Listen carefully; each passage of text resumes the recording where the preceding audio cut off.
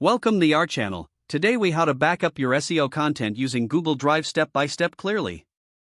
Open your Google Drive account in your web browser. Click on the New button located on the left side of the screen. Select Folder from the drop-down menu. Name your folder something clear like SEO Content Backup. Click Create to establish your new folder. Now, locate the SEO content files you want to back up on your device.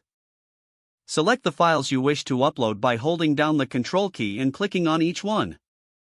Once you have all your files selected, drag them into the Google Drive folder you just created. Alternatively, you can click the New button again and select File Upload to choose your files. After the files upload, wait for the status bar to confirm that the upload is complete.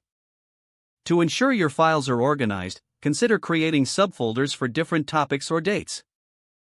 To add metadata or notes to your files, click on each file and open the description section. Enter relevant information that may help you later when you retrieve these files. After organizing your files, you might want to share this folder with your team. Right-click on the folder and select Share. Enter the email addresses of your colleagues who need access. Adjust the permissions to either viewer, commenter, or editor based on what they need. Click Send to share the folder with your team members. To access your backup from anywhere, install the Google Drive app on your mobile device. Log into the app with the same account you used to create the backup.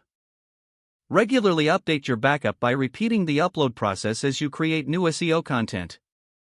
By following these steps, you ensure your SEO content is safely backed up in Google Drive. If the page does not load, refresh the browser or try again in a private or incognito window. Make sure you are using the correct email address, then retype it carefully to avoid small typos.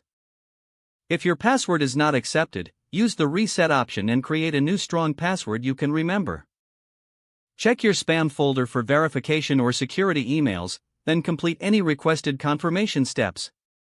Enable two-factor authentication if available to improve account security and reduce unauthorized access risk.